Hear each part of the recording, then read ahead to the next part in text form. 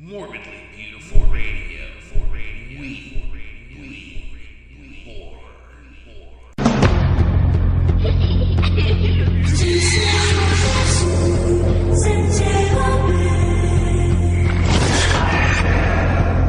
Did you hear the one about the man who can't be destroyed? He was buried alive. What more can you do to a human being? This is inhuman. He's gotta be crushed just under the weight of that much dirt. He was set on fire. What the hell is going on? Come on! Put down the cat! Get on fire! They carried him away.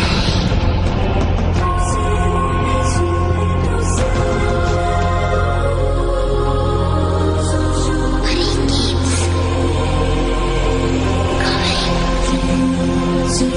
coming back. Don't be afraid. Be terrified.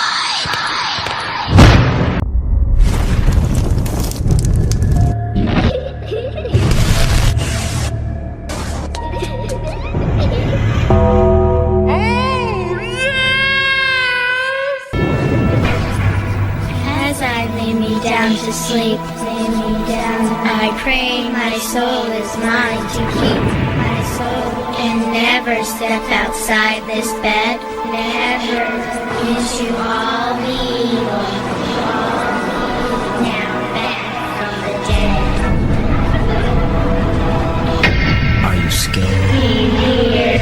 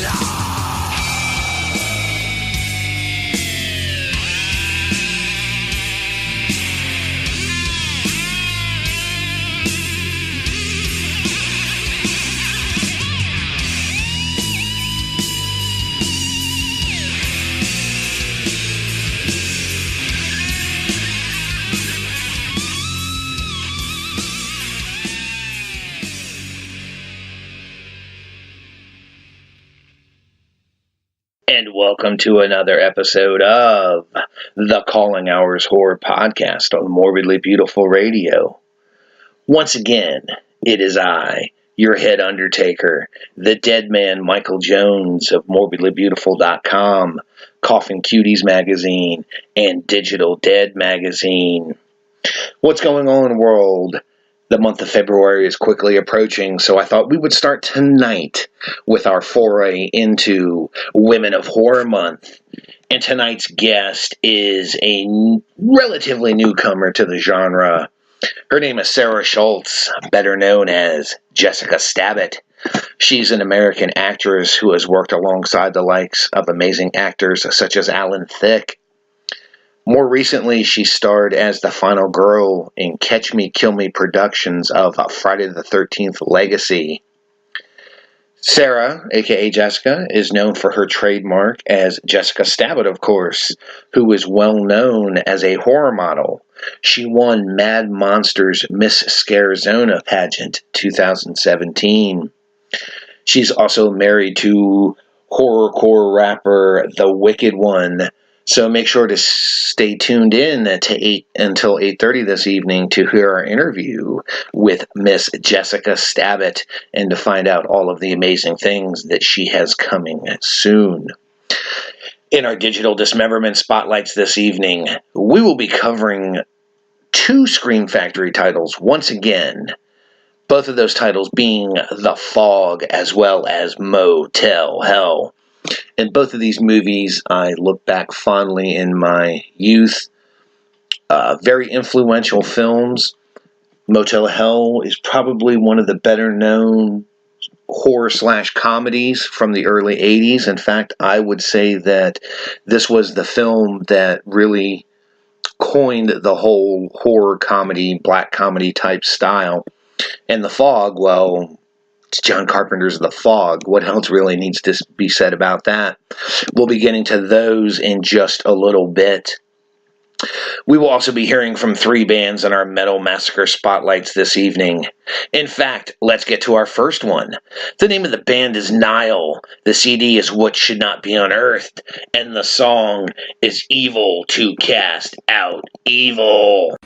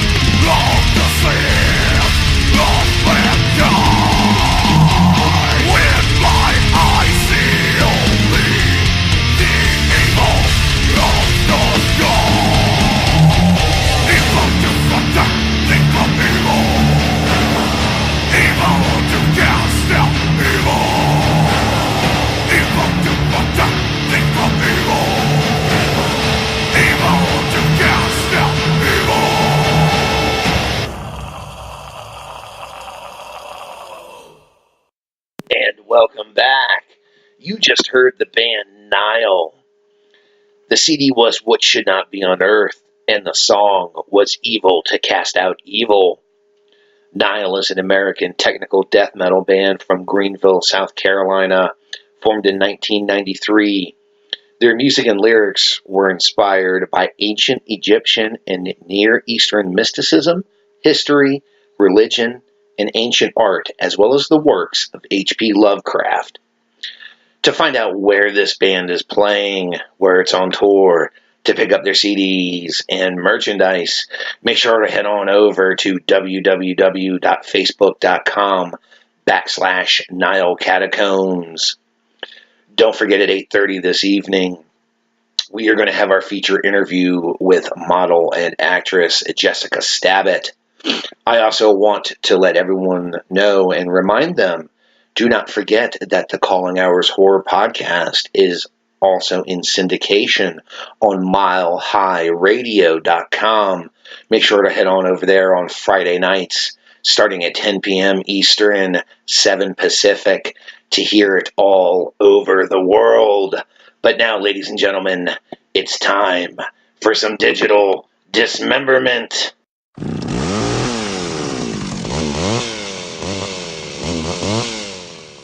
And in our first digital dismemberment spotlight this evening, we are covering Scream Factory's Blu-ray and DVD release of The Fog by John Carpenter. The film was produced by Barry Bernardi, Charles B. Block, Peggy Brotman, and Deborah Hill. Special effects were covered by Rob Bottin and Steve Johnson. The cast includes Adrienne Barbeau, Jamie Lee Curtis, John Houseman, Janet Leigh, Tom Atkins, and Hal Holbrook. The film was released by Shout Scream Factory in 2013. One of their earlier releases, as a matter of fact. The premise of the film is, when the fog rolls in, the terror begins. This moody horror classic from Master of Terror John Carpenter and producer Deborah Hill stars Adrienne Barbeau, Jamie Lee Curtis, Tom Atkins, Hal Holbrook, and Janet Leigh. Don't get lost in the fog. A sleepy seaside village of Antonio Bay is about to learn the true meaning of the word vengeance. This seemingly perfect town masks a guilty secret, a past steeped in greed and murder. Exactly 100 years ago, a ship was horribly wrecked under mysterious circumstances in a thick, eerie fog. Now, shrouded in darkness, the long-dead mariners have returned from their watery grave to exact a bloody revenge. And yes, this is the point in time when I tell you there will be spoilers, so you are forewarned. John Carpenter, Adrienne Barbeau, Rob Bottin, and Jamie Lee Curtis. In my mind, this is one of Carpenter's most underrated films. The Fog was a low-budget, independent film, but he chose to shoot the movie in anamorphic widescreen Panavision. This gave the film a much larger look and feel so that the viewer didn't think what they were watching was a low-budget horror film. The locations are amazing, and that is not even taking into account the amazing cast and crew that was on the film. There are many horror film references inside this film, including the abominable Dr. Phibes, the Crawling Eye, and the Birds. Make sure and see if you can find all of them. As a funny bit of casting trivia for the film, the role of Father Malone was originally offered to Christopher Lee, who believed the character to be the father of the community. However, Lee was not available, and Hal Holbrook was eventually cast, and Kurt Russell was offered a role in the film as well. So a little bit more about the film. It's the town of Antonio Bay's 100th birthday, and an old sailor sits on the beach at a campfire surrounded by little children, telling them a ghost story about the origins of their town. As we sweep through the town and see people doing their everyday things, a brick falls from the wall in the local church office, and the priest finds a journal with a warning that the dead own the night from midnight till 1. All around town, strange things like horns blowing and bells ringing begin to happen. Through it all, we hear Stevie Wayne, who's played by Adrienne Barbeau, as a voice on the local radio station, playing music and sounding sultry. Elizabeth, who's played by Jamie Lee Curtis, is hitchhiking, and Nick, who's played by Tom Atkins, stops to pick her up. As they drive along, all of the windows in the car shatter mysteriously, all while a mysterious fog is making its way towards the town. Not long afterwards, a ship rolls through the fog, and ghostly pirates make their way through the town, slaughtering anyone in their way with swords and other various objects. As we catch up with Nick and Elizabeth after sleeping with one another, a mysterious knock at Nick's door almost ends his life, but the clock strikes 1 and no one is there. The next day, a little boy finds a piece of driftwood on the beach and takes it home, not knowing its link to the events of the night before. The town is preparing for its birthday party with no idea of what is about to happen. The priest digs into the town's past and reveals the treachery of the town's founders and the horrible crimes they committed against the ghostly pirates. Nick and Elizabeth discover a dead body on the seagrass owned by one of Nick's friends. Night begins to creep in as the town celebrates, and the fog comes with it, knocking out the power and the phones. As the fog rolls over the town, more and more people are massacred by the ghost pirates, with some of the highlights being the weatherman getting a hook through the side of his throat, and an old lady that is babysitting is dragged into the fog and gutted with hooks. Stevie Wayne figures out the threat that the fog carries and begs for someone to save her son over the airwaves. Nick and Elizabeth rush off to save him in the nick of time. The only refuge for the townspeople is the old church, but even there things look grim. Do they escape from the wrath of the ghostly pirates, or do they exact their bloody revenge upon the town? You're going to have to watch to find out. The bonus features on this, of course, being a Scream Factory release, are awesome.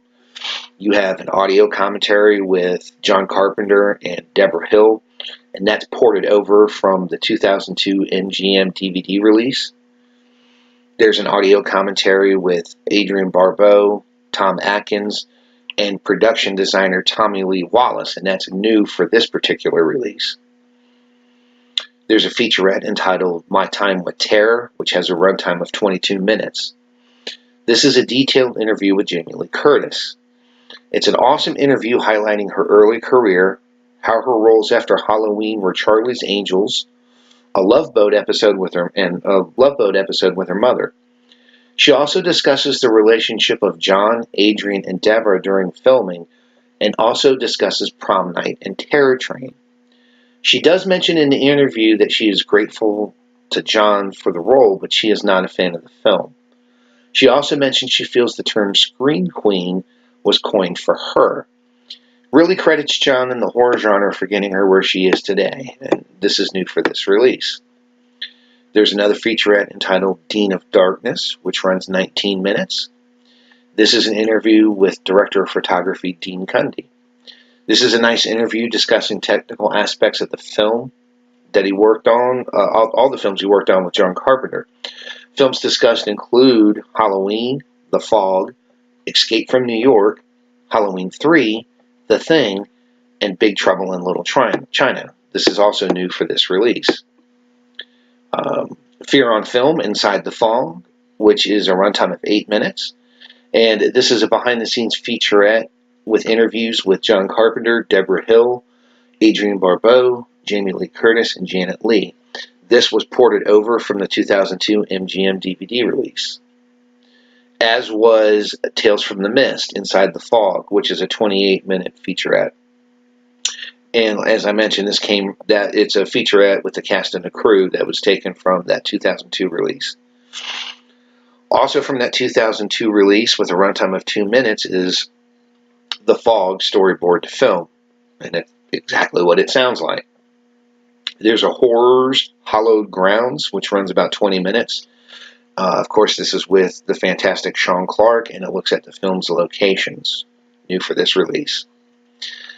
From the 2002 DVD release, a couple of other things that were ported over is a special effects test, theatrical trailer and TV spots, outtakes, and a photo gallery and storyboards.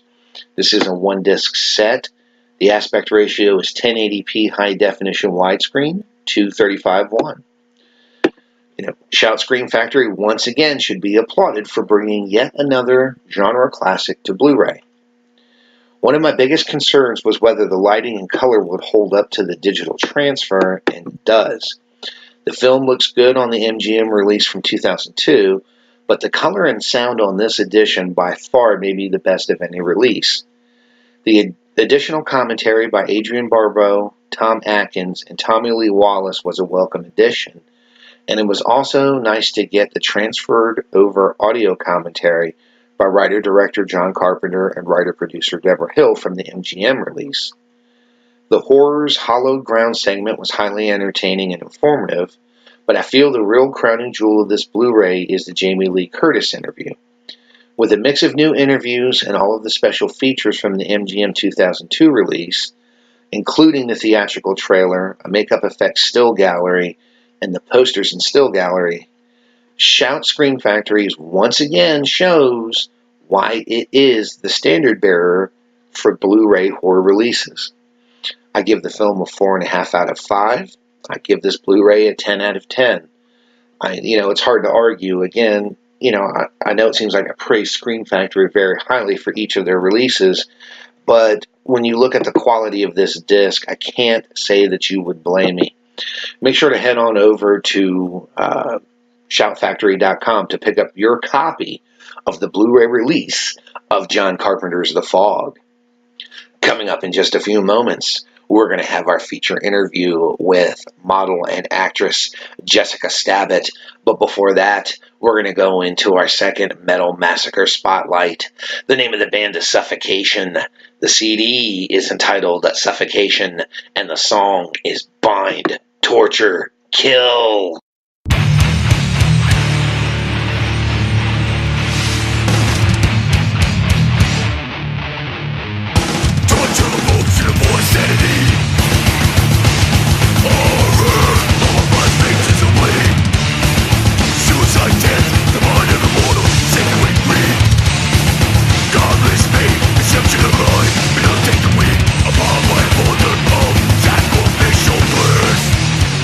Damn the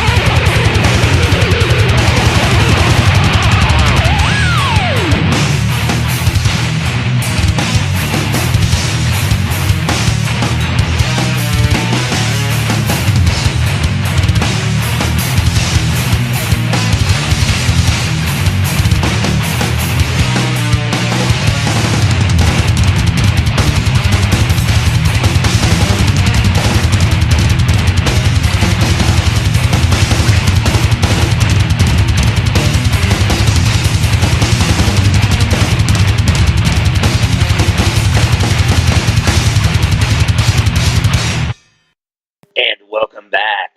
You just heard the band Suffocation. The CD was entitled Suffocation, and the song was Bind, Torture, Kill. Suffocation is an American technical death metal band formed in 1998 in Center Reach, New York. The band consists of vocalist Frank Mullen, lead guitarist Terrence Hobbs, bassist Derek Boyer, rhythm guitarist Charlie Irigo, and drummer Eric Moretti. Suffocation rose to prominence of death metal and created a blueprint for the genre in the 90s with their 1991 debut album Effigy of the Forgotten, and have released several studio albums since formation. The band's raw death metal style uses growled vocals with a down-tuned guitar sound, fast and complex guitar riffs and drumming, open chord notes, breakdowns, and a sophisticated sense of songwriting. To find out when and where this band will be touring, to pick up their merchandise and CDs, head on over to www.suffocationofficial.com. But now, ladies and gentlemen, it's time for our feature interview.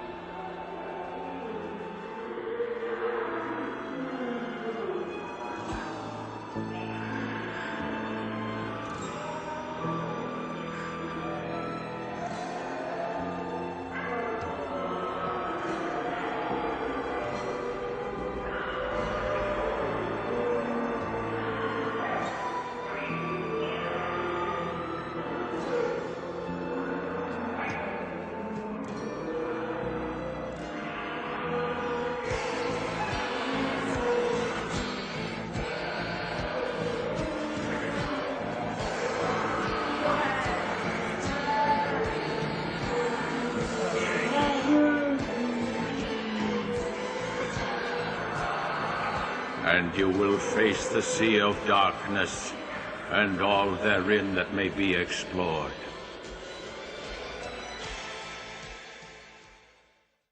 And welcome to our feature interview this evening. And since it is the start of Women in Horror Month, my primary focus with Women in Horror is to not only get you to know the big names out there. You know, we all know the Soska sisters and Kathleen Monroe, you know, and Brink Stevens and all of these names. But what I really want to focus on this year in particular is getting the names out of what I consider to be up-and-coming talent. And for this show, our very first guest for Women in Horror 2018 will be none other than actress and model Jessica Stabbit. Jessica, welcome to the show. Hello, thank you for having me. No, I'm so glad to have you on, and there's so much to cover. You know, it's not just acting with you, it's not just modeling with you. There are so many other things that you're connected with inside of the industry that I really feel that this is going to be one of those shows where we get into a lot of things that most people wouldn't think about. First of all, tell us how you became involved with horror. I've always had an interest in it since I was a child. Jaws was actually my first movie I ever saw. And, you know, and then it was kind of restricted in my household. You know, you can't watch that kind of stuff. So, you know, I would sneak around and do it. But I actually got really involved in horror, I would say over 5 years ago, and I've been going since. I was doing modeling. I call it like frou-frou modeling, you know, like, you know, pose in magazines and run through fields and daisies, and I'm like, this is really boring to me. I'm not interested in this at all. So, I actually met my now husband, and we kind of Rob and shared it up and decided to do, you know, this kind of stuff together. It's like a passion, you know, it's something fun to do. And I got to horror modeling because actually a photographer as well. So I was going to do a pinup pageant, and this was about 4 years ago. He suggested, why don't you enter the Mad Monster pageant? Yes. I'm like, what is that? You know, so I was super interested, and it was the Miss Scarizona pageant. I was kind of nervous about it because, you know, you had that talent, you had to get up in front of a bunch of people. There were famous, like, horror icons there, and I was like, I'm going to freeze. I'm not going to be able to do it. He's like, no, you can do it. So we came up with the name Jessica Stabbit. Jessica Rabbit, I've always loved her. Sure. And so we kind of switched up the name, and then we designed, a friend of mine, she worked at the Rob Zombie Haunted House when it came out to Scottsdale back in 2013. She did costumes there. She made my costume, and so she made me a pinup zombie. So Jessica Stabbit, she has different costumes. She doesn't just dress as Jessica Rabbit. She has different costumes. So, you know, she had me all glammed up. My talent ended up being able to eat live bugs. Nice. So that was fun. But yeah, I practiced eating crickets at home, but I did not practice eating the earthworms. And yeah, I did put sugar on both before I put them in my mouth. But I got up there. Let me see. What we do in the shadows, they were the judges. The cast. Patty Mullen, she was part of it as well. It was super exciting to meet them, and I just watched What We Do in the Shadows a few months before that. So super stoked. And I showed them my jar full of bugs, and Patty's like, those are real. I'm like, yeah, I'm going to eat them. So I ate them, and everyone's like, oh my gosh, you know, and I was thinking the same thing, but like, I want this crown. Unfortunately, I didn't win. So I came back the next year, which was last year, and I won. Totally, Josh did my costume, my makeup. He does special effects work as well. I threw the personality in there. It was great. I sang the song from Roger Rabbit that Jessica Rabbit actually sang. Elisa Rose Esposito, she was one of the judges. TJ Souls, Mark Patton, they were great. I got to dance for them, and it was amazing. So I got into that right then. I was like, I'm so meant for horror modeling. I cannot run through dates anymore. So since, you know, that's all I've been doing. I do mostly horror modeling. I can't really imagine doing anything else. Now let's talk about that for a second, because you said you got your start in, if you want to call it quote unquote, normal modeling.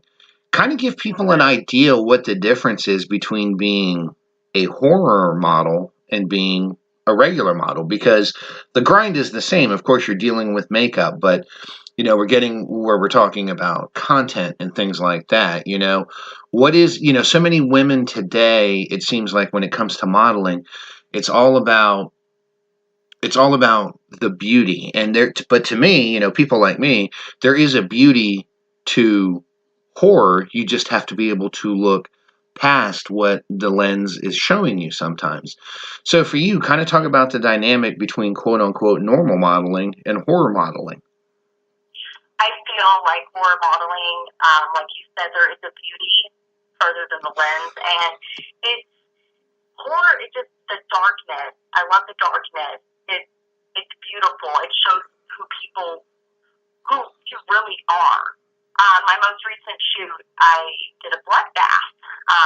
At home, actually, we just totally turned our bathroom into a horror scene. Blood on the walls, melted candles everywhere, bloody bathtub, even eyes, the makeup. Josh did everything for me, of course, the pictures. And I feel like I could be myself when I do horror modeling, and I feel like other women who do horror modeling feel the same way. Like, you don't have to be perfect. Your eyebrows don't have to look perfect, or your lipstick, or your dress. You know, just, I feel like that's for society. Society has a different outlook on women. Like, oh, you have to be, you know, this tall, this skinny. You can't, you know, what they consider overweight, whatever. Horror modeling, I feel like you can yourself. And there's so many different kinds of women in horror modeling, and they're all beautiful.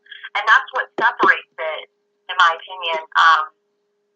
I mean, I'm not bashing the quote-unquote normal modeling, but it's just not my style. Sure. But I feel like it has a lot to do with society's take on what is really beautiful, but horror modeling, I feel like you can just be yourself, you can be messy, you can be a demon, you can hang from the walls, whatever you want to do, and I think that's beautiful, honestly. No, and I agree with you. It's as an effects artist myself, it's always fascinating to meet other people that find that particular aspect of modeling to be interesting. It's like I said, it's just something you don't see very often, and especially here in North Carolina, it's I don't get to run into very many people that are into that aspect of it. Now, just as a quick parallel, you had mentioned similarities to Rob and Sherry Zombie, and I see a lot of those elements involved with you and your husband. Now, for those that are not aware, she's referenced her husband several times. He is the horrorcore rapper, The Wicked One. Now, kind of talk about for a second how that changes the dynamic. You're used to horror themes in metal music, even some pop music. I mean, we can reference things like Michael Jackson's Thriller and stuff like that. But it kind of seems like to me that horrorcore gets a bad, sorry for the phrasing, a bad rap in the general eyes of the listening populace. People automatically go to bands like Insane Clown Posse, Twisted, early work by Stitches, stuff like that. For you, talk about the interesting dynamic between rap and horror when your husband is doing his thing. Well, he's as long as I've known him, he progressed, from starting out, it was he didn't rap about, like, the cars, the money, the girls and stuff. He always rapped about, like, real-life situations. And right. Then as he matured, he turned it into, like, what he loved. So he's rapping about blood pouring from the ceiling and dead bodies in the closet, and it just, and then he's bringing up, he's throwing a few Rob Zombie, like he'll bring up a movie like Devil's Rejects. He actually was with a group for a little bit, and they were considered the Devil's Rejects, and he has a CD, so, because that's his favorite movie, so, he doesn't, and it's one of those I don't give a fuck music, like, that's what he makes, and it's all horror-based, and he's great, like, he's really good, he writes everything, he makes film videos, but the difference between, like, Insane Clown Posse and Josh, he doesn't, like, I'm not bashing them either, I think they're great, there's nothing wrong with their music, but Josh really digs deeper into, whatever he's thinking, that's what he puts on his paper, and then he makes it come to life, so, in the deep, dark thoughts of the Wicked One, it comes out in his music, how he feels or what he's thinking. So, and it's very creative, and some of it can be scary, but it is horrorcore rap. So he's getting into the, like, I have your head in my fridge. Right. Well, the one in particular that stood out to me was from Ian Messenger's film Friday the 13th Legacy, which you were the final girl in, correct? Now, I really, really enjoyed that music video. I can't put my face. I mean, it doesn't hurt that I'm a huge Friday the 13th fan, but I mean that song. It just spoke to me in a way that other horrorcore doesn't. And I'm a fan of ICP. I've been a fan of theirs from day one. I mean, I'm not one of these newfound fans. Oh, the greatest thing ever. I think it's entertaining. I think it's a segment of music that people just, they don't take the time to really look at it. It's like rap may get a bad name, but oh man, you can't even really listen to horrorcore. No, I mean, it's like I said, I was really impressed with that. Can you kind of speak to how you first got involved with that project and how you met Ian and how that turned into your husband doing a track for the soundtrack to that? Yeah, Ian was actually at Mad Monster 2017, and he saw the Miss Scarizona pageant, and then, fun fact, Josh and I actually got married at Mad Monster by the take in full-blown Captain Spaulding attire. I mean, does it get any better than that? Huh? I said, does it get any better than that? I mean, really? Yeah, and he was in full character. Oh, my God. It was freaking great. Because Ian was there, he watched the wedding, he watched the pageant.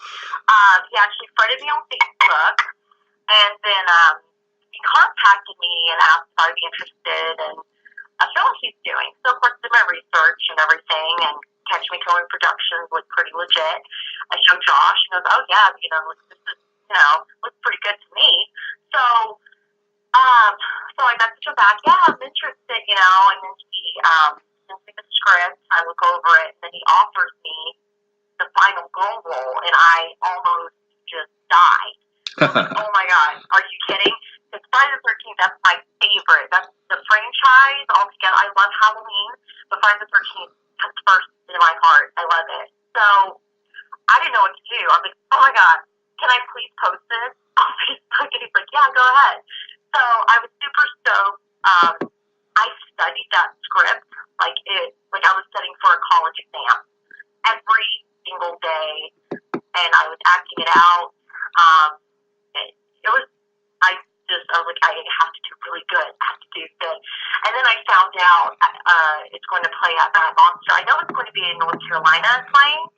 I don't know if it's going to play in Arizona, but I'm hoping.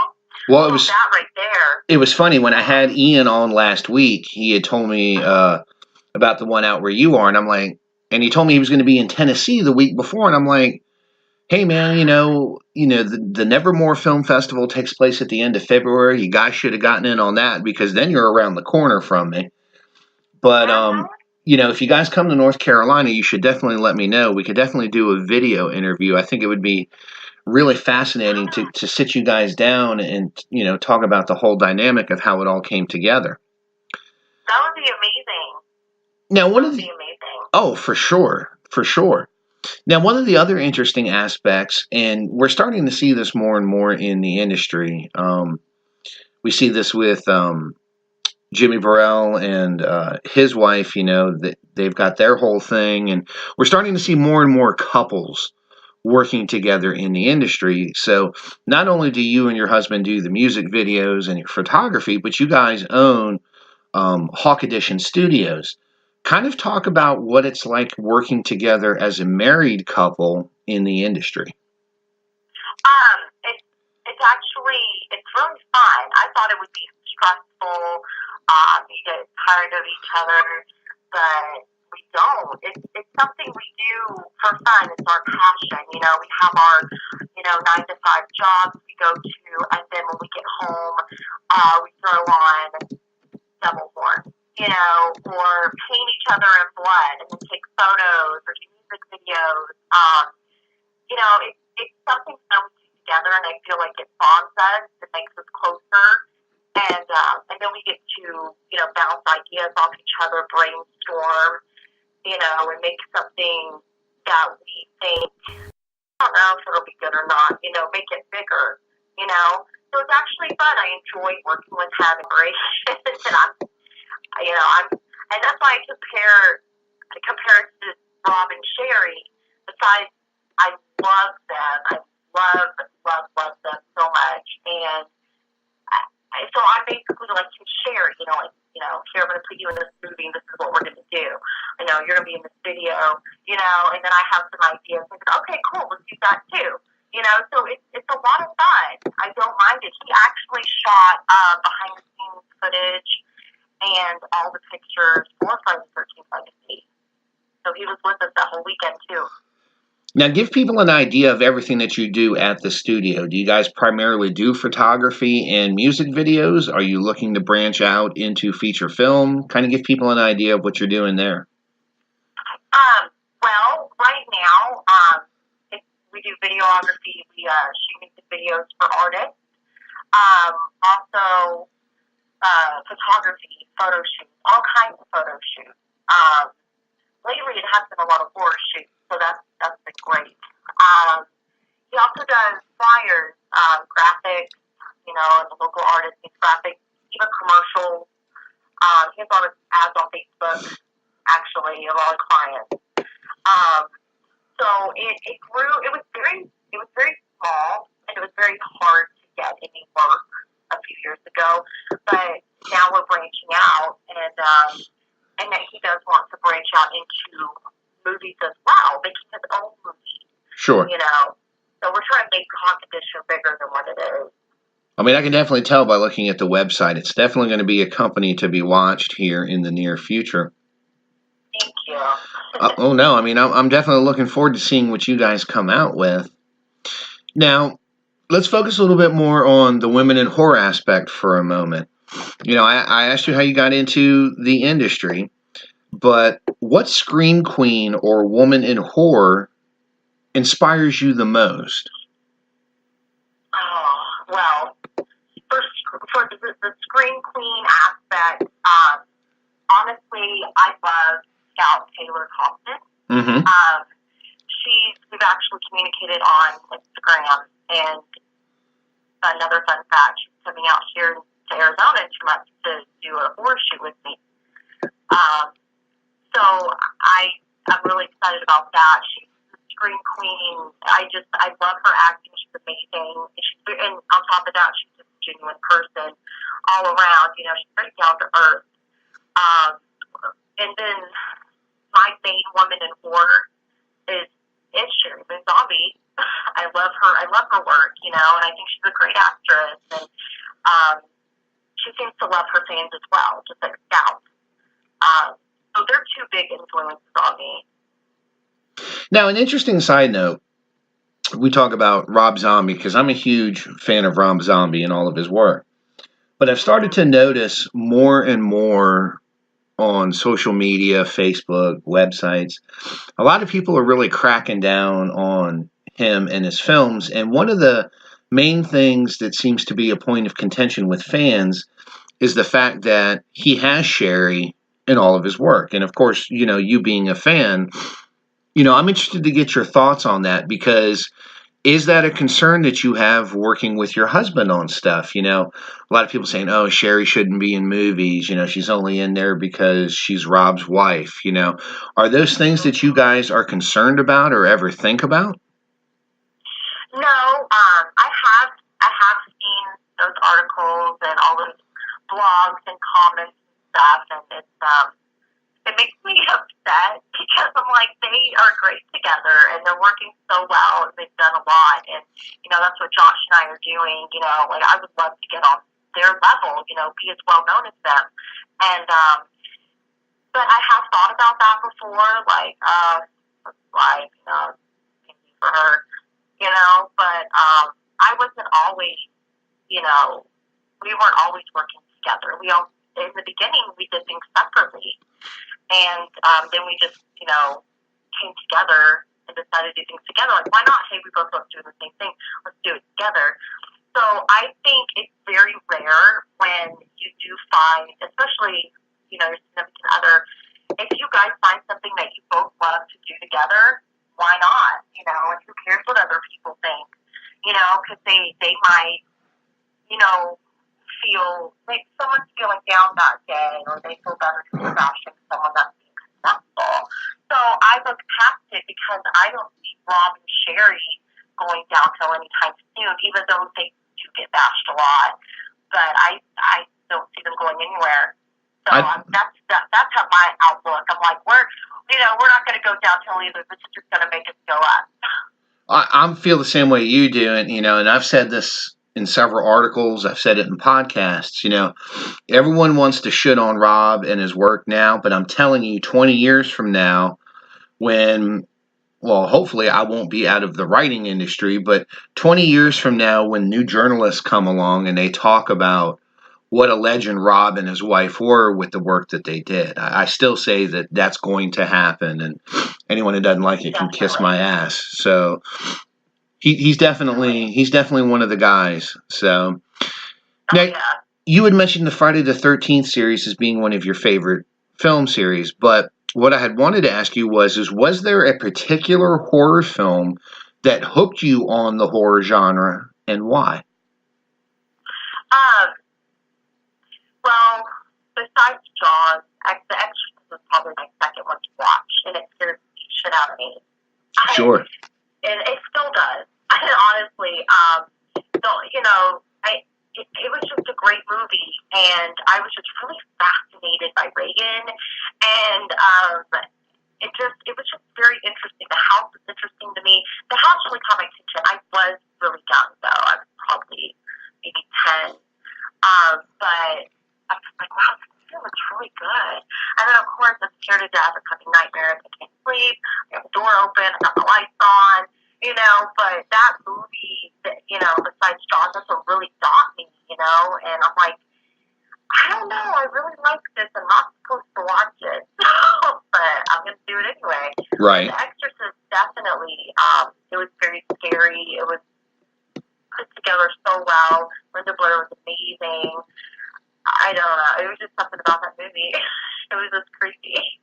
No, I get you. I mean, like, for me, I still say to this day, Poltergeist was one of those movies, man. When all the corpses popped up out of the ground, my mom said I turned so white it wasn't even funny. And I still remember that feeling. It's something we don't get in a lot of films these days, and I don't know if it's because we've become desensitized or whatever it may be, but it's always nice to hear people bring up some of those classics that the newer generation isn't necessarily thinking about or knows a lot about. Now, I love Poltergeist too. Oh yeah. Now, when we look at your filmography right now, and we all know how IMDb is, so that's why we're doing this. You have 3 projects listed. The first one was a film called Love's Last Resort.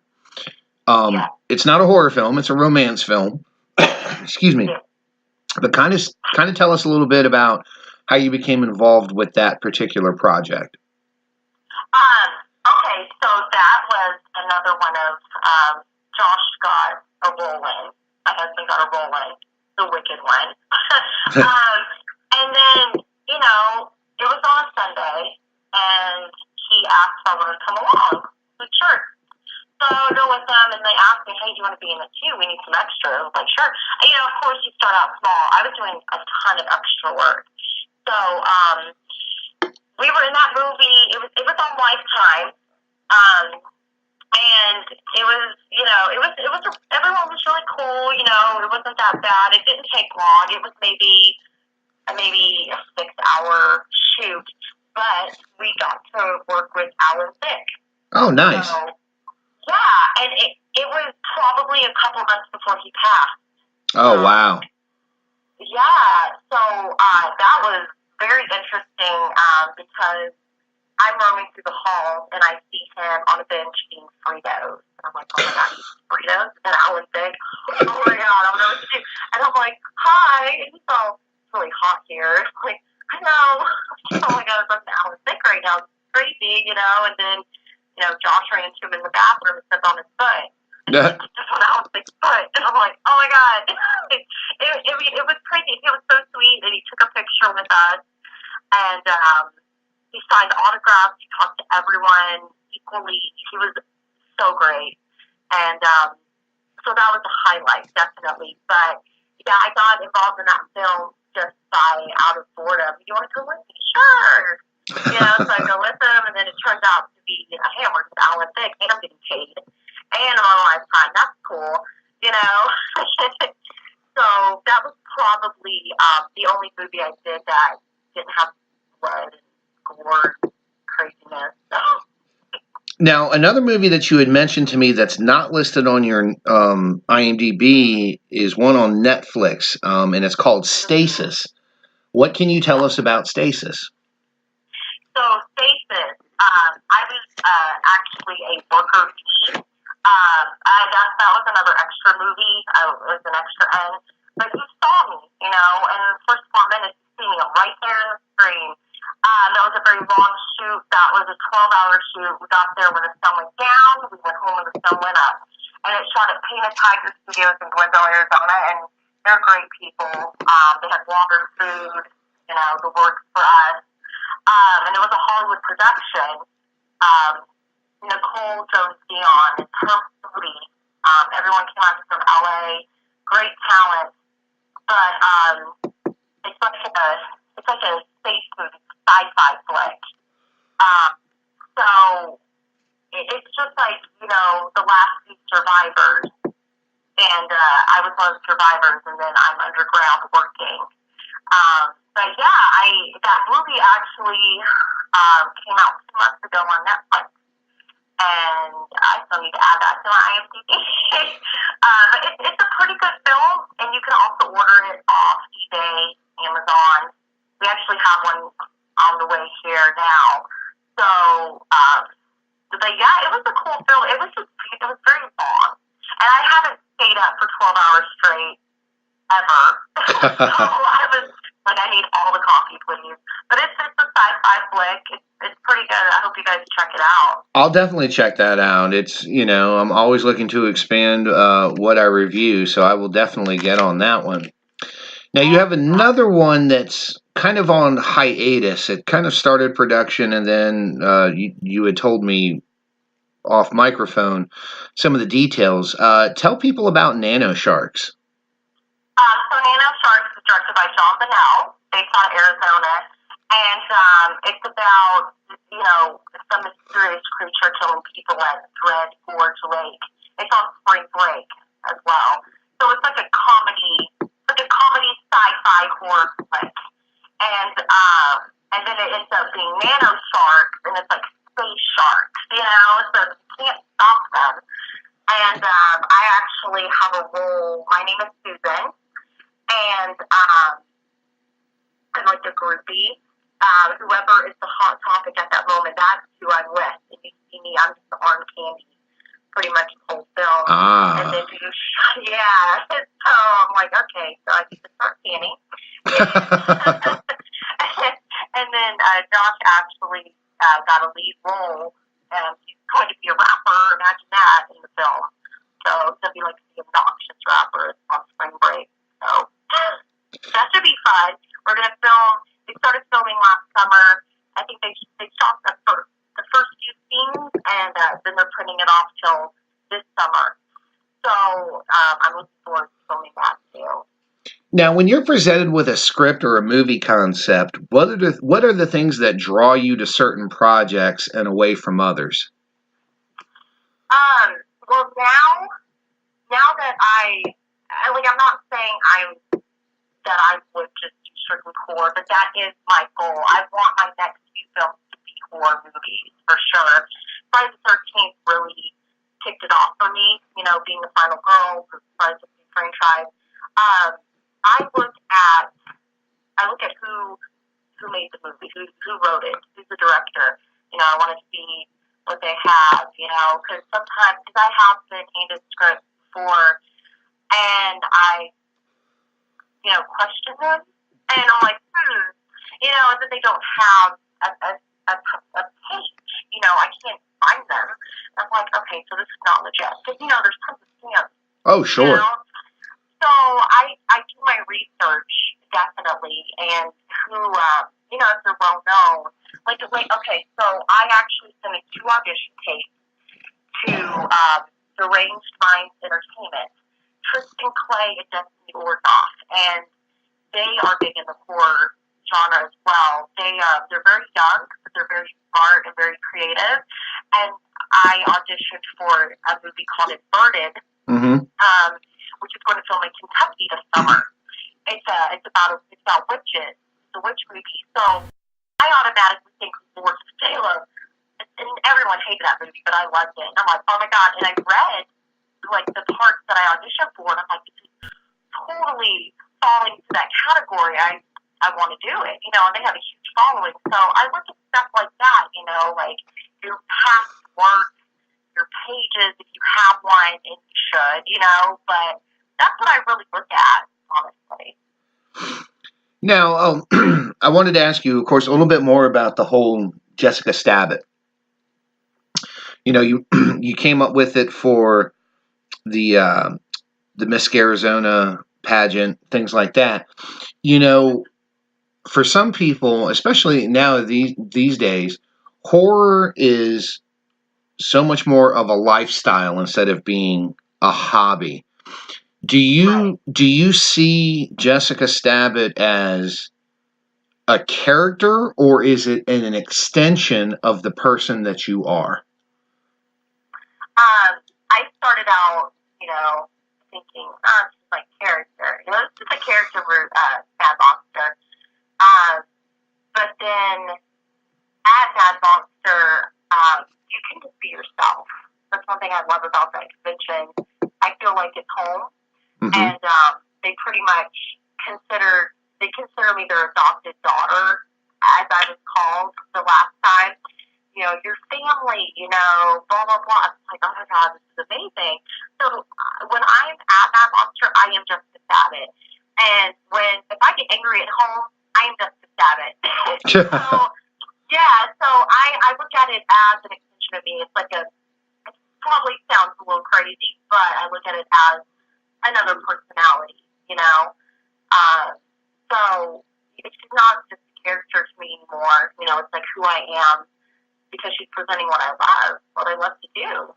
And there's nothing wrong with that, because in the beginning, when I first started doing all of the journalism and all of that years and years ago, the dead man was a character, and as it's turned out, just similar to you, it's not a character anymore. It's an extension of who I am. It's right. It's real life. So I get that and I respect that. That's why I wanted to ask you that question, to see what your thoughts on that were. Yeah. Now, we've talked about the films, we've talked about the music videos, your photography and stuff like that. And I don't know if you want to talk about it a little bit more, but you had mentioned something about a legendary Texas tale that you and your husband are kind of working on. Do you want to give any details on that?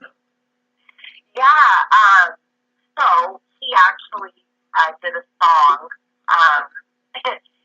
based on the Texas Chainsaw Massacre, and he did a video, but it was shot in a studio.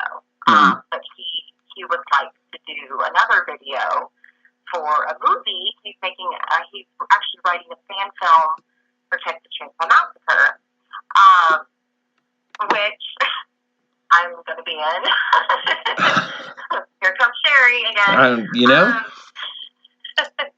So we're working on that together right now, and he's hoping by the time Mad Monster is here in July, he will have it finished.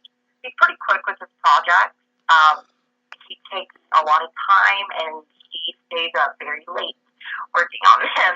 So he's hoping to be finished with it by July, hopefully, because we have a table at Mad Monster, and he wants to have merchandise and, sure, have the movie ready. So we aren't sure on locations yet, but honestly, where we filmed Friday the 13th, we filmed it in Ruby, Arizona. It's in the middle of nowhere. It's very woodsy, so we're looking at something like that. Just kind of middle of nowhere, go away for the weekend, film, and be done. So that's the goal, by July. And then we're going to put a lot more details out. Put out, hey, we need, audition tapes, et cetera, throw them at us. So, yeah, so that's the next project, and he already has a song made. So why not, put it in the movie as well? Sure. Now, I would consider you to be more of the newer wave of women in the horror industry. And, there's so much going on in the industry today. You look about the horrible shit with Harvey Weinstein, all of these actors, all of this. Just for a moment, from the historical perspective of it, there's always been the argument that women have not been treated fairly across the board in the genre. And I mean as directors, actresses, producers, effects artists, so on and so forth, all the way down the line. What has your personal experience in the industry, in particular with horror, been? Do you feel like it is still the dark days for women in particular in this genre? Or are you starting to see a light at the end of the tunnel where women are getting more chances and they're getting the opportunities to present their work to all the fans? I feel like the dark days are coming to a close. That women are able to speak their minds more and be more open with what they have. A good example, the Soska sisters, Twisted Twins Productions, the Hooker and the Trunk. Yes. They're I would love to meet them. They're very creative and very smart, and they don't care what anyone thinks. And they will say what they feel. And I think that's amazing because it affects like the younger women coming into horror, that are scared like I was. And just, get out there, be yourself, don't let anyone push you around. So I don't see that anymore. I don't see that happening to women anymore. I see, there's a lot of hardcore women in the horror industry, and they are able to put their ideas out there and use them. So I totally feel like the dark days are coming to a close. I don't feel like they'll ever come back, honestly. Have you don't have to go into any kind of detail if you're not comfortable with it, but have you ever, you've worked in the genre and the industry for a little while now, have you ever had any problems with some of the things that we're hearing about in the news? Have you ever been on a set and just been appalled? And again, you don't have to drop names or anything like that, it's whatever you're comfortable with, but I'm very interested. Maybe I have just been extremely lucky as someone who works in film, where I've been on sets where it's, all ethnicities, all genders, I've never personally witnessed any of these bad things, but I do know that they happen, I'm not blind to that fact. Have your experiences personally been good experiences? Do you see things that you want to have changed? Can you talk about that?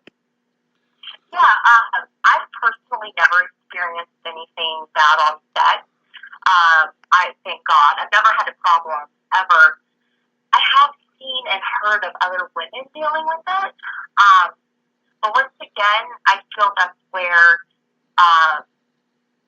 it comes in where this is a rookie director who, is just trying to, get the pretty ladies in his movie, that the movie's never going to come out. I had a friend who passed. She was an actress over a year ago, and we worked on a couple films together. She experienced also things that I didn't know about until after she passed away, from different directors. And awful stuff. I'm like, what in the world? Like, I was on that set with you, and I didn't know any of that was happening. But I personally never experienced it. But when I work with someone, it seems like they respect me, because I come off like, hey, I'm here to work. What do you have for me? Okay, cool. So is this shot good? Do I need to do it again? And so I keep it professional, and I honestly, I'm not, I kind of keep to myself, so when I'm not shooting, I'm not really around anyone. I kind of wander off, and I'm over here like, I'm going to smoke a cigarette, or I'm going to go eat coffee, and I kind of keep to myself and I'm studying my lines. I'm not a very social person, in a lot of situations, so yeah, I kind of keep to myself, so I think that's helped me keep out of, bad spots too, kind of like, like, new people, like, oh, the sun's out, I'm not going outside. So, I think that, so I think that helps me a little bit too, but I have heard of friends experiencing it, and it's terrible because they're out there doing something they love, and then they feel uncomfortable, and I can't go back. And I think that's awful, like, come on, give me a break. Well, as kind of an extension to that, of course, the evolution of women in the genre continues to change almost daily. So, what are your thoughts on how things have changed from some of the horror stories that you've heard? And what do you see coming for the current and future women in the horror genre? I feel like now, back then, as in the dark days, women didn't really feel like they had to say anything, and they could just be walked all over. But now I see a stronger generation of women coming out in the horror genre and expressing themselves.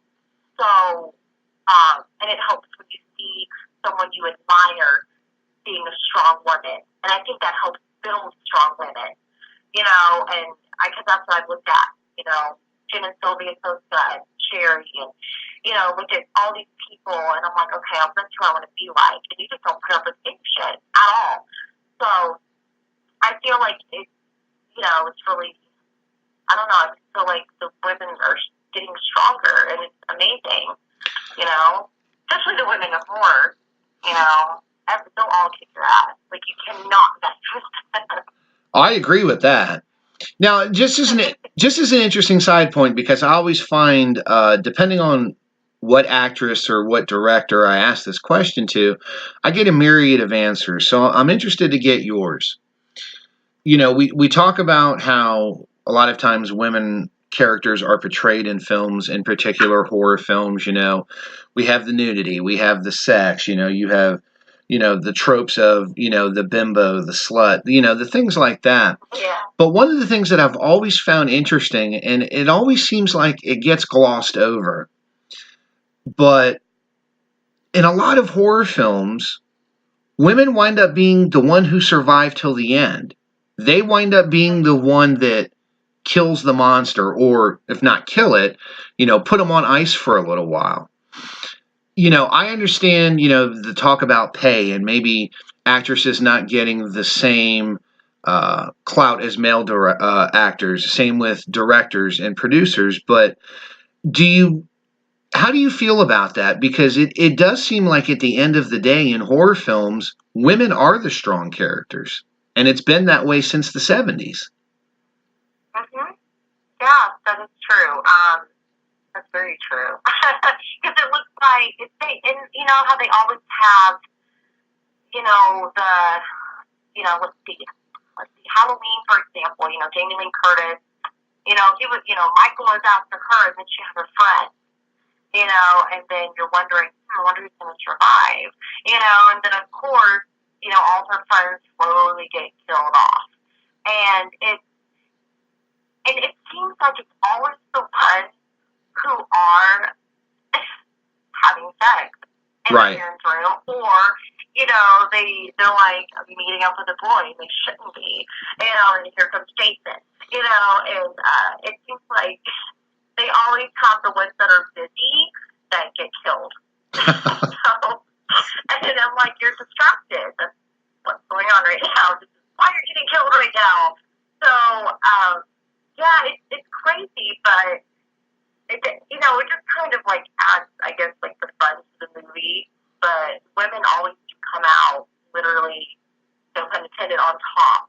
So I feel like, there's always one. There's always one, and and you can kind of figure it out in the middle of the movie, like, oh yeah, she's totally gonna survive. It's just a crazy plot twist. But sure.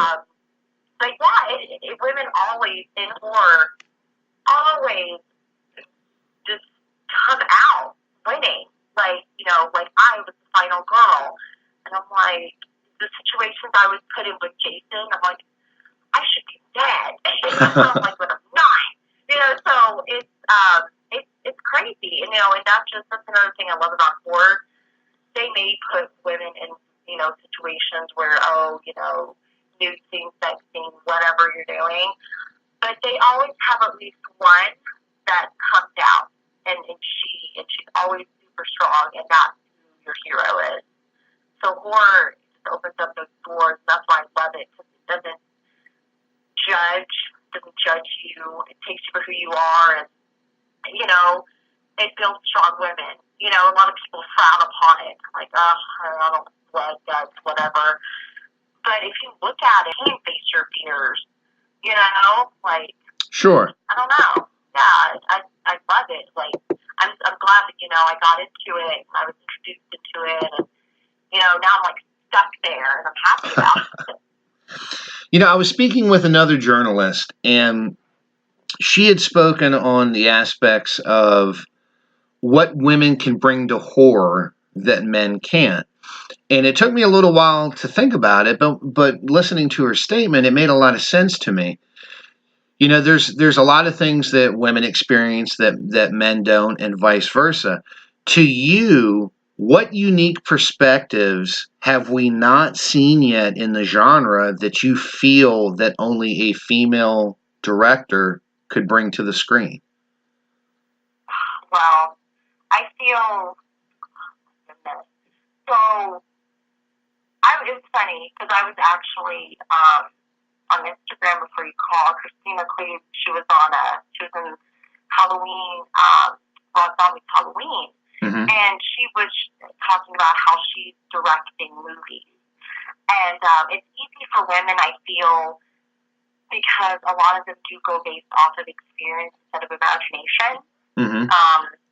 So, like, all this happened to me, and I think I'm going to bring it to life because I know someone else has experienced this too.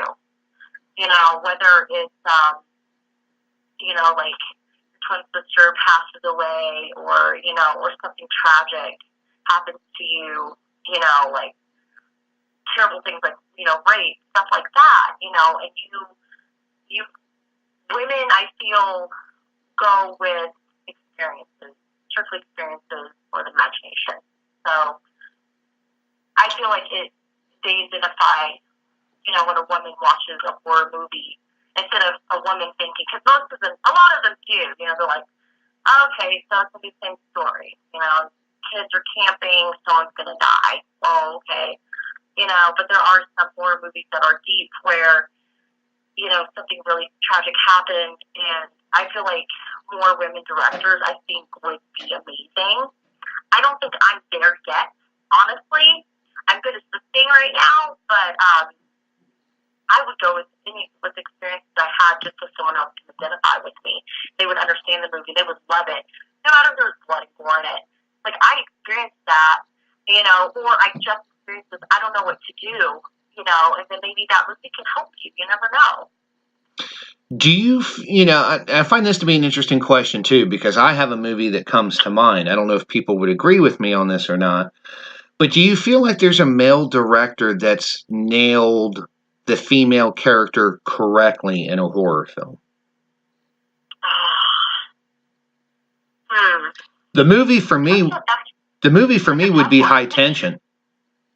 Which one? High Tension. That is a great movie.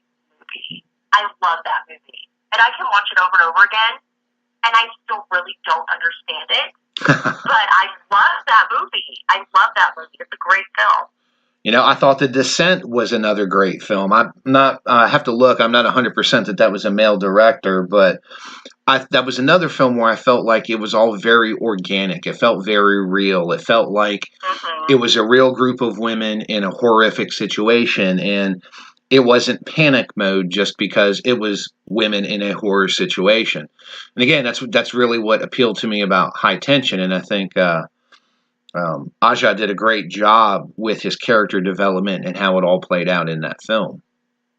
Definitely. That was a great movie, and I can watch it over and over again. The first time I was just completely thrown off, and I'm like, okay, I'm going to watch it again. I really love this movie. Oh, I mean, it is one of those ones that you have to watch like 3 or 4 times to really catch all the subtle nuances in that film. It's I don't know. I can't remember how I stumbled across that movie either. But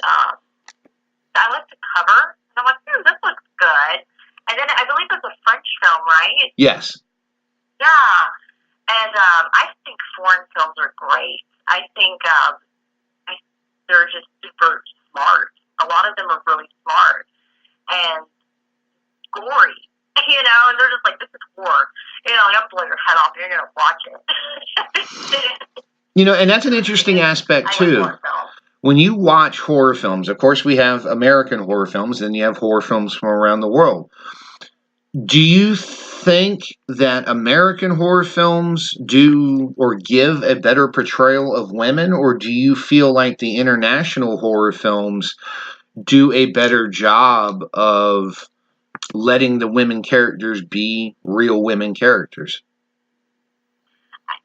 I feel like with international, they're great, and I have seen strong women in those as well, but a lot of them, they show women like, you know, they can be pushed over pretty easy, and, you know, like, oh, this is all you're good for, you know, but right. I mean, I do like foreign films, but I believe, like, the films we make, you know, like over here, I just feel like the women, they're just badass, you know, so like there's no getting around them, and the woman's gonna come out. So she can't be pushed around. If she's pushed around, she's gonna gun to your head.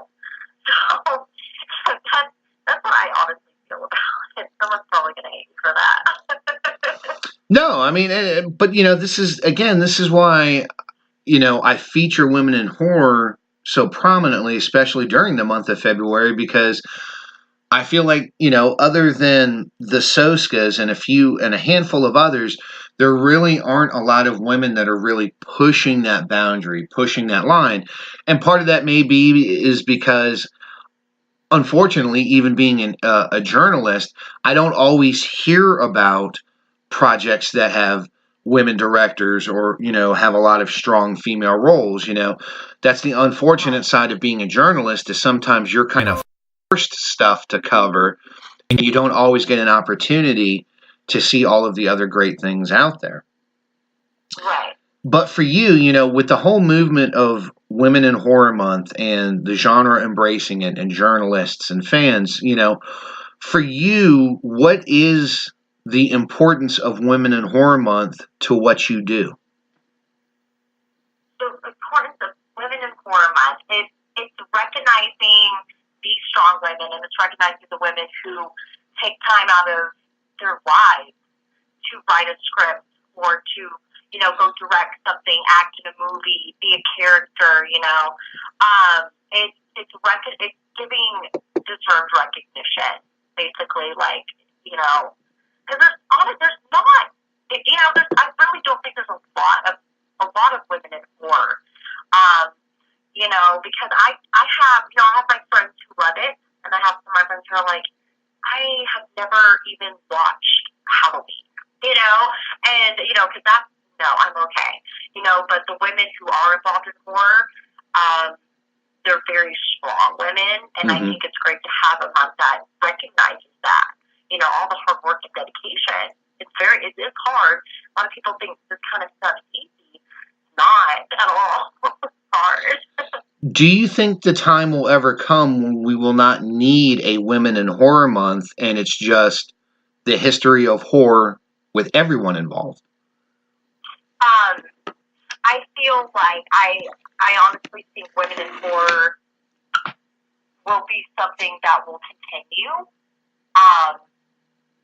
You know, because it is so rare, you know, for women to be so involved in horror. So in my opinion, I think Women in Horror Month will continue, and I think it's great to have.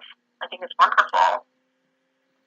Now, if you had a dream project, a dream horror project, remake, whatever, what would it be and why?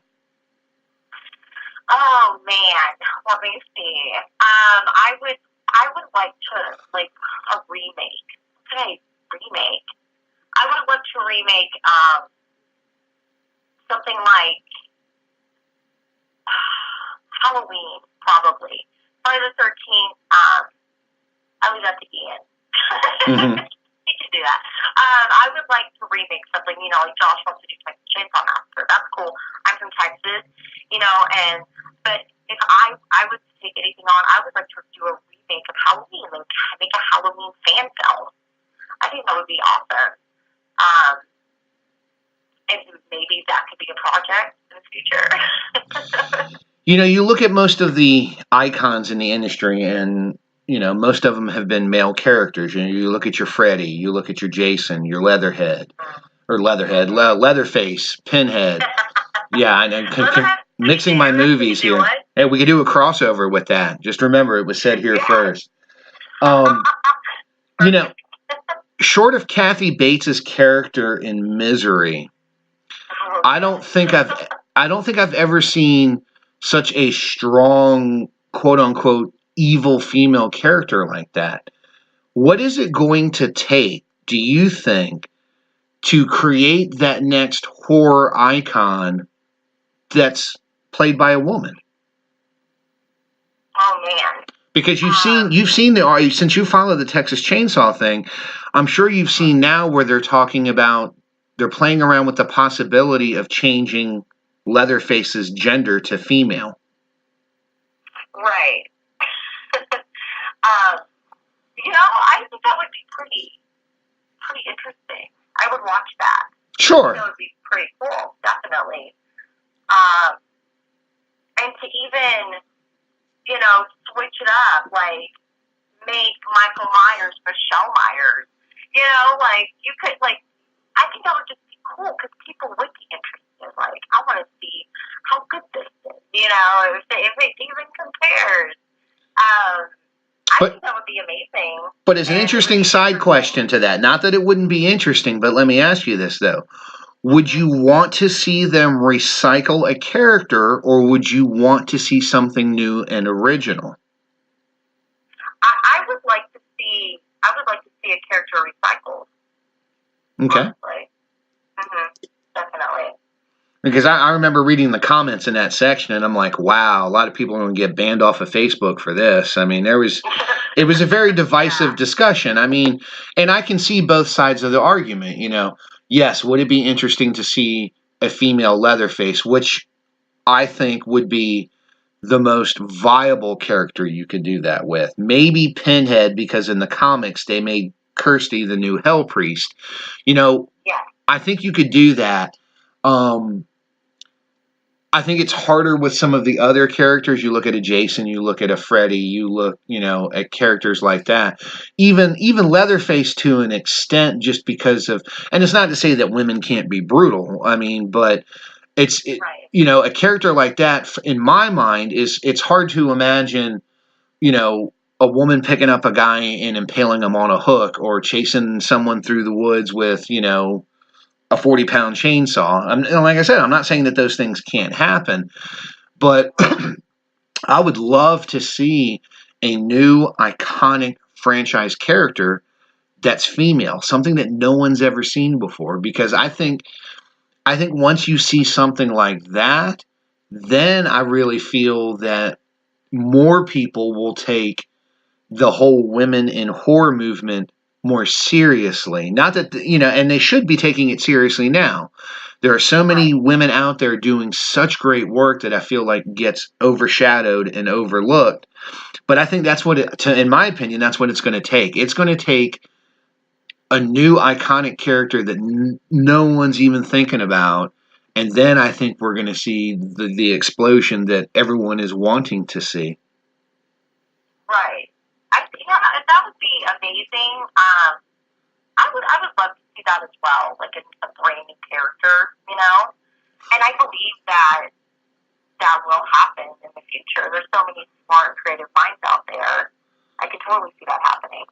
Well, I mean, the Soskas have me all lit up over this new remake of Rabid that they're getting ready to do. I mean, as you know, in my eyes right now, they are definitely the leading voice for when it comes to women directors in horror and women who can make things happen. And, you know, I'm always glad to support any woman who is working in the genre. You know, I'm just glad to see it.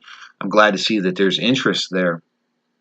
And I applaud you and all of the work that you're doing, you know, both individually on your own and with your husband. So with that being said, what are the next couple of projects that you plan to be working on? Well, besides the Texas Chainsaw Massacre fan film, photo shoot wise, I do have my shoot, as I mentioned earlier. Scout Taylor Compton will be coming out to Arizona, and we will be doing a horror photo shoot together. She asked me, what kind of shoot do you want to do? I was like, horror? She goes, okay, cool, let's brainstorm. And I'm like, oh my God, okay, so I have that coming up. I do have, Mad Monster will be here in July. I'm actually going, as Jessica Stabbit, I was asked to crown the new Miss Scarizona this year. So I'll be doing that. You mean you're not running for a repeat this year? No, a lot of people have asked me that, and I'm not doing it because I want someone else to win, to have the chance to win. I do have a couple of friends who come out from Texas. They fly out here every year. Raindrop and Danny Stabbit, and they have entered the contest. That's actually how we met. We became best friends, clicked instantly, pouring blood on each other in the back. And I would love to see one of them win, and I would love to crown one of them. But yeah, I'm not going to do it this year. I got my crown, I got my sash, and I'm happy, that all that hard work that we put in, I won, and there were way more contestants this past year. But yeah, I gotta Jessica Stabbit has to arrive again for Mad Monster, so I got to get my costume going and what makeup ideas I'm gonna do this year. No, I hear it, and like I said, I really want to thank you for being on. I'm looking forward to more of your work, and should you guys ever make it to NC, a photo shoot with the Dead Man and the Wicked one with Jessica Stabbit might be something that we could look into. Yeah, that would be amazing. I love it. So again, I want to thank you for being on. I want to thank you for being a part of Women in Horror Month. And just so you know, you and your husband, you're always welcome on the podcast. If you have any news, let us know. We'll get it up on Morbidly Beautiful. Thank you so much for having me. I appreciate it. Thank you. Anytime. And once again, I want to say thank you to our guest this evening, the beautiful and talented Jessica Stabbit. Make sure to look for all of her upcoming work. She's going to be someone to watch, I'm telling you. Coming up in just a few moments, we're going to go into our final Digital Dismemberment Spotlight this evening, where we will be reviewing the DVD combo pack. That includes the Blu-ray, of course, of Scream Factory's release of Motel Hell. But before that, we're going to go into our final Metal Massacre Spotlight for the evening. The name of the band is Immolation. The CD is Here and After. And the name of the song is Christ's Cage.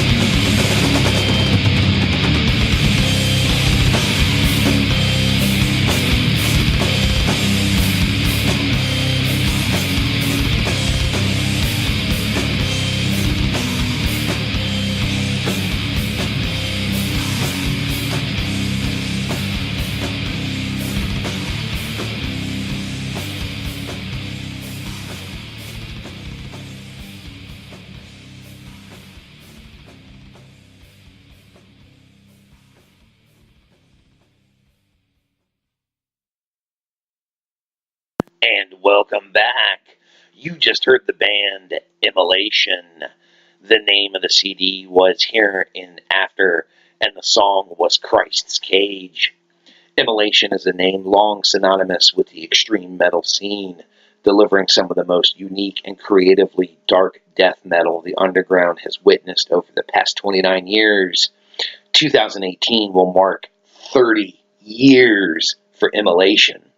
To find out more about this band, where they're touring, to pick up their merchandise and their CDs, head on over to www.facebook.com/Immolation. But now it's time, ladies and gentlemen, for our final digital dismemberment.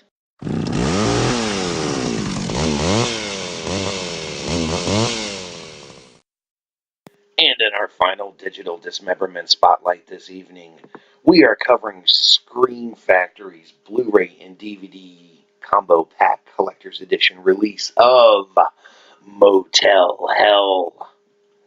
The film was directed by Kevin Connor, produced by Robert and Stephen Charles Jaffe, Special effects were done by Adams Calvert.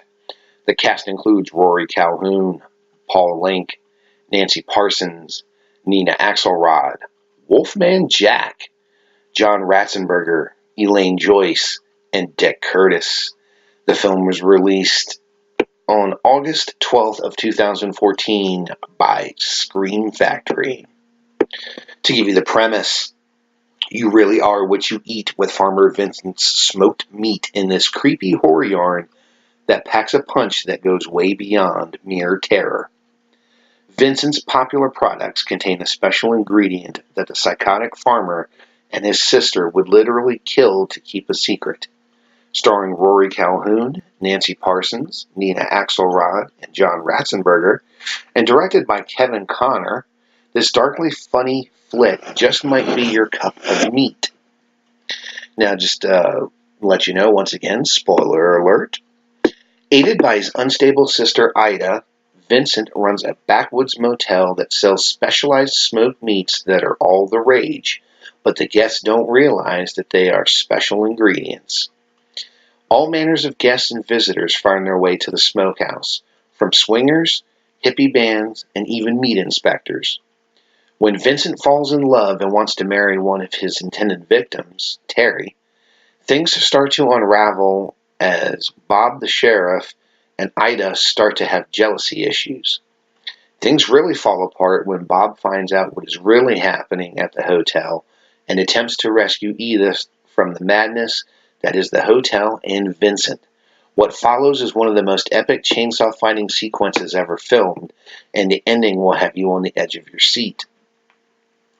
While the crazy hillbilly redneck cannibalism and chainsaw craze started a few years back with 1974's The Texas Chainsaw Massacre, Kevin Connor's 1980 cult classic Motel Hell found a way to inject wicked black humor into its grisly tale of Farmer Vincent and the secret ingredients of his meat products. Using the stereotype that Vincent is a backwoods idiot really helps him and his sister stalk, trap, and cultivate their victims into their own specialized meat products that they sell to motel guests and locals.